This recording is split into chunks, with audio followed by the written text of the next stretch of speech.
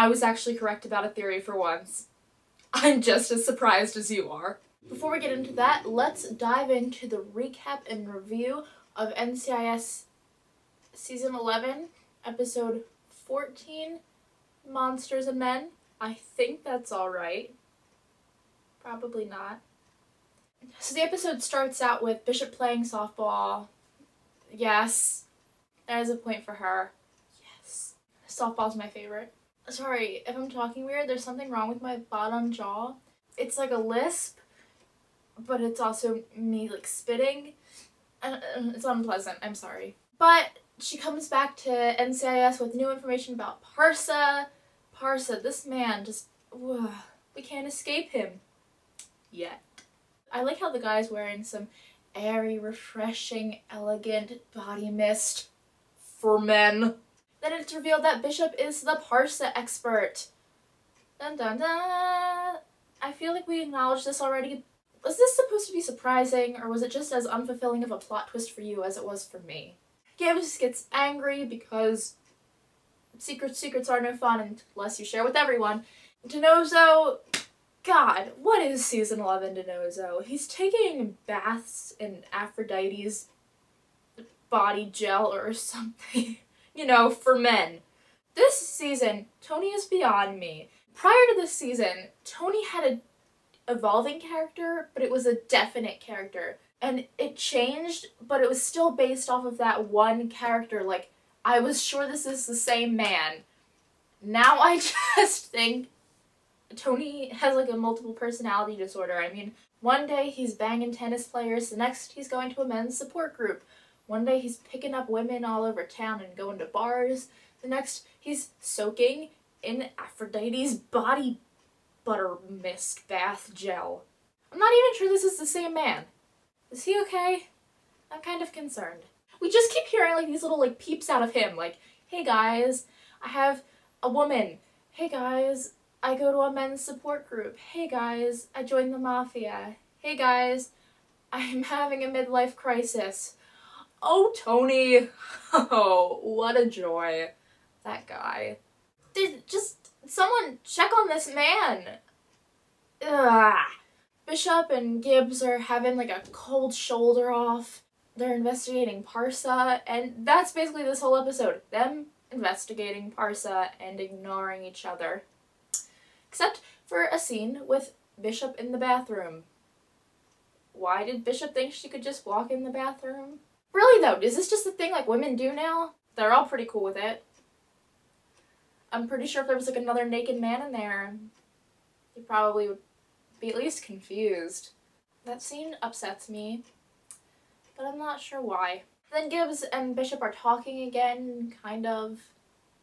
I don't even know what the relationship is this episode. I'm glad someone's finally getting mad at her. Good. Good. Oh my god. Is this what happens? Is this what happens when you don't like Bishop? They kill you off? Is my kind being eradicated? There's a really nice scene between McGee and Tony, and has some movie references, and we get some info on Delilah, and it makes me happy. And Tony, I love how mature he is in this scene. He goes over to McGee, and he doesn't even like poke fun at him. He really is like, I'm here to listen to you, which no one did when Ziva left. Everyone just made fun of him, made him seem like a crazy, lazy jerk. Why? What is the anti-Tony feeling in this season?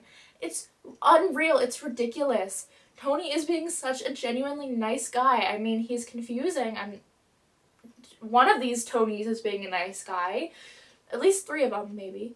Why is everyone being so mean to him? He's being genuinely caring and considerate with everyone else. I love that thing where it's like, but he won the rematch.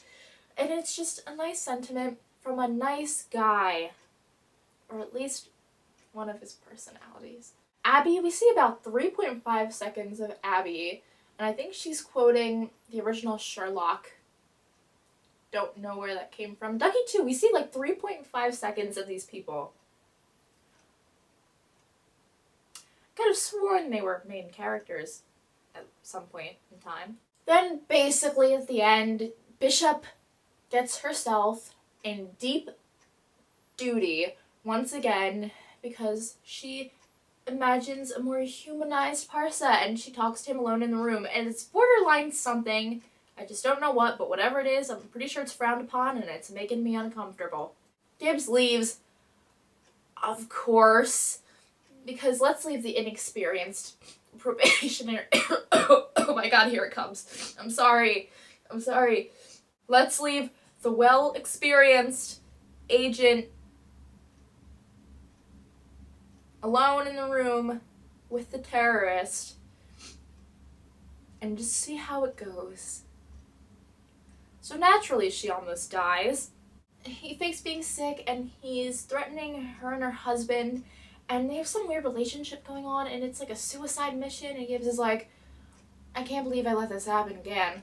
And he has to go rescue her, and I don't know what happened in that last scene, why they played the tape. Was it to stall him? Because he was about to kill her anyway. I think it kind of sped things up. I'm trying to understand. But the episode ends with them telling her good job and giving her food for some reason. And McGee's going on a date with Delilah, which makes me happy. They do kill Parsa. Glad that storyline's done. That was getting a little tired. Just a little bit. McGee has a date with Delilah, which is sweet, and Tony has a date with himself, which kind of makes me sad. Tony's gonna go home and take a bubble bath and sleep and probably cry a little bit. Just like me on Valentine's Day. Bishop is playing softball again, and Gibbs comes up and gives her advice. Mark Harmon is having a nice looking body episode, by the way. Wow. A+ physique. He gives her advice and offers her a permanent probationary position for some reason, because she is a woman, and you can only fill that desk if you have lady parts. So, hey, welcome. Even though you've almost killed us all several times, glad to have you on the team. For some reason. I just watched this episode, like, earlier today, but after this aired, apparently there was something that made everyone suddenly love Bishop to death, like where they couldn't imagine life on Earth without her. And so I was expecting something, and there was nothing. Listen, alright, we're halfway through this season, so I'm going to address something that needs to be addressed.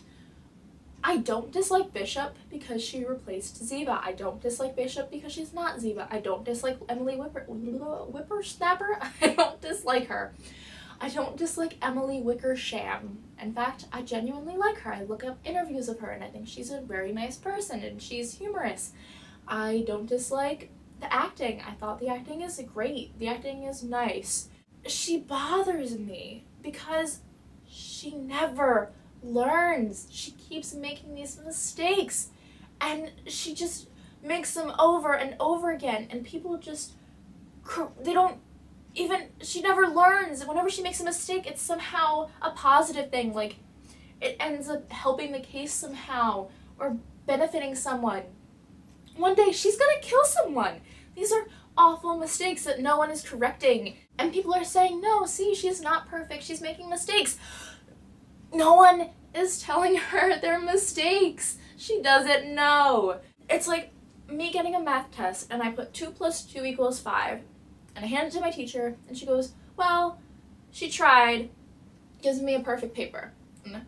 No, I get another test, 2 + 2 = 5, hand it in, she's still trying, getting a perfect paper. I'm an imperfect student because I'm making these mistakes, but I'm still getting the perfect paper. I'm getting the perfect paper, but I'm not learning. I'm not moving forward from these mistakes because someone is telling me that they're right, that they're benefiting me, and that's not always going to be the case. She's gonna wake up one day and be like, wow, what am I doing? Why isn't anyone telling me these things? It's ridiculous. So absurd. And she's so predictable. I mean, she has to be the most predictable character under the sun. Even Tony, who has like 4 lines per episode, we don't know what's coming out of his mouth. We don't know who his mouth's been on. With Bishop, it's always there's a problem. Bishop gets some brilliant information together. Bishop convinces the team to let her do something dangerous and stupid. Bishop screws up. Bishop endangers someone or something. Bishop does something cute. The problem is resolved in the blink of an eye. And I think the biggest plot twist in here is where the adorable cute thing comes in. It's so absurd. I admire her guts, but I dislike her stupidity.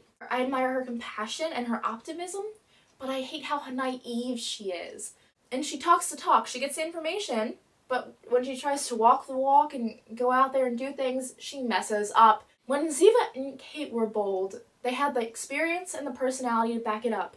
Bishop just gets information and then she messes up everything else and somehow it's okay. I feel like she's far too, I can't say arrogant or cocky or anything, she's just too comfortable right now. In theory, Bishop should work. It should work to have this fresh pair of eyes in after 11 seasons, to see everything through new lenses and get new experiences and add all of these new characteristics and traits and pa. There's no pa. It's like you've worked on this paper and there's so much development and so much everything. It's wonderful, and then you spill something on your computer and it's all gone. And then you just start all over and you're just like, oh, starting from scratch again after 11 hours. Wow, that's rough. They're afraid to see Bishop scrape her knees or get her hands a little dirty. It's like she's a little girl at the dentist about to bawl her eyes out, and the dentist is like, here, want this little toy boat? What about this little rubber duck? It's so cute. Oh, some character development? No? No, okay, who needs that? What about, you're smart? You're witty-ish? You food associate. Yeah, okay, please don't cry. Good. Shh. And I genuinely would love to love Bishop, but I just can't. And I really just want to see her progressing, because I feel like we're just stuck in a spiral. We're stuck in a little circle. And I'm hoping she takes whatever Gibbs said at the end of this episode to heart and learns and doesn't make those same mistakes, because if it's the same formula for the rest of this season, I'm going to cry. Literally, I feel like Bishop could go up and shank Ronald McDonald and they'd be like, well, he was kind of creepy. No one teaches her. Somehow it's always involved in the case or a beneficial aspect, and that's not okay. Girl needs to learn and adjust. So that's my opinion on this episode. I believe we have one more episode and then the 250th. Ah! I think the 250th will introduce the finale arc, which is exciting, and it doesn't air for like another month because for some reason we're just having hiatuses left and right. I don't remember there being this many hiatuses last year. I feel like there was like a year between episodes. On another note, Ralph Waite, who played Papa Gibbs, passed away on February 13th, which is so sad. I loved Papa Gibbs, as you know. He was awesome, and it was an awesome actor, and my mom loves the Waltons, which he was known for. So he affected 2 generations, and he made an impact, and he was an awesome actor, and I'm sure he was a great guy. And I wish nothing but the best for his friends and family. And he will be greatly missed. That's all I have to say, and I will see you guys for the spoilers and theories. I know that has Delilah in it. So excited. So the spoilers and theories video will be up sometime closer to the episode, whenever that is. 2 or 3 years, maybe? And I'll see you guys then.